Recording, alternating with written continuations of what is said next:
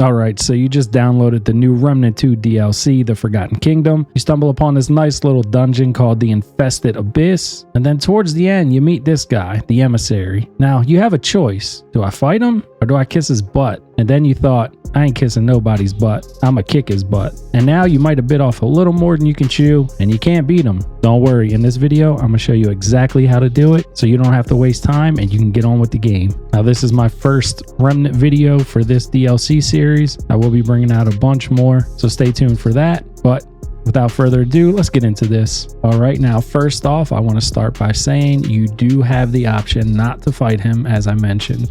Once you get through his dialogue, if you choose to listen to it all the way through, you're going to come with two choices. Either I like power, I'll submit, or I won't submit to the route ever.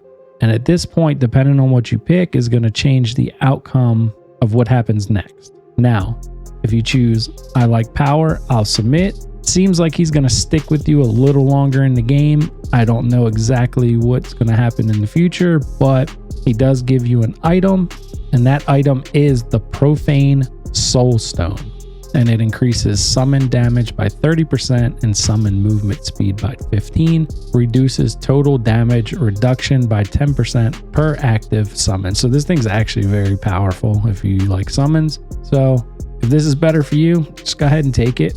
You know, kiss the guy's butt, take your soul stone, and move on. Now, if you're like me and you're like, I just want to fight, well, that's fine too. And what you're going to get from fighting and defeating him is the nearsighted mutator. Now, this increases range damage of this weapon by 10% to enemies within 7 meters. At level 10, it increases range critical chance of this weapon by 10% to enemies within 7 meters as well. So you see your options, you kind of have your choices.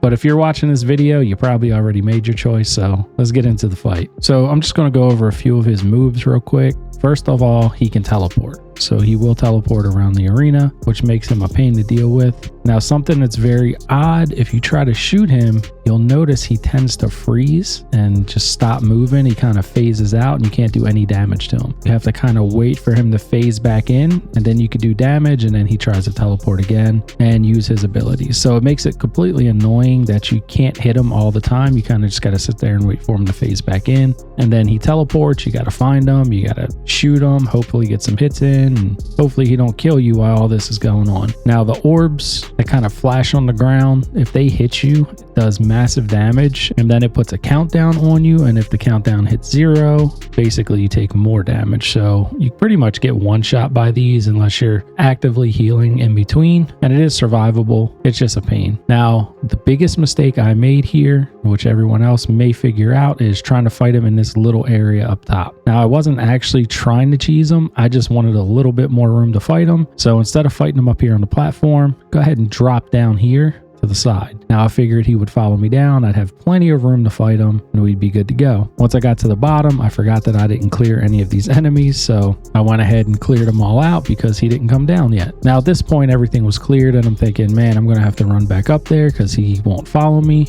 And then I turn and look and he's all the way at the end down here. So I went ahead and started shooting him, and when you shoot him, he freezes and phases. So pretty much you can just sit here and shoot him if you time it right, wait for him to start to phase back in, start shooting him, and he'll phase back out again. Now, one thing I need you to notice, all of his abilities only affect you if you're close to him. Notice every ability that's going off is only in close proximity to him. So as long as I stay far away, keep shooting him as he phases in, I don't get hit by anything. So if you time this just right every time, you don't have to worry about him getting you. Now, you may run out of bullets here, so I do recommend bringing extra bullets as items so you can kind of just reload. And I will show you this is not 100% because, as you'll see here, I kind of didn't time it right and he just teleported right to me. And at this point, all you really have to do is just run as far away from him as possible. Just keep going until you're far away. And then eventually he kind of glitches out and starts phasing again, and he's attacking in the wrong direction, and his abilities only happen around him, so you're safe as long as you're far away. So anytime he accidentally gets through and teleports close to you, just keep running, get as far away as possible, turn around, shoot him, get him frozen. And eventually, if you do this method, you'll end up winning. Now, I did get a little sloppy here and ended up dying, but luckily my dog brought me back up and I was able to finish him off. But you can kind of see how this method works. It's actually pretty simple. And like I said, I wasn't trying to cheese him. I just kind of stumbled upon it while I was trying to get more room to work because I felt like the close area up top there, I couldn't get away from the orbs on the ground, and that was what was really killing me. So overall, it's fairly simple. Just drop down, keep your distance, and that's pretty much it. Now, I will have a guide coming out for this entire area in the next day or so. I went through, found every chest and every item, at least on my playthrough. That way you guys don't have to. So keep an eye out for that and many more Remnant videos to come. Now, I appreciate all of you for watching. I hope this video was helpful, and as always, I'll catch you on the next one.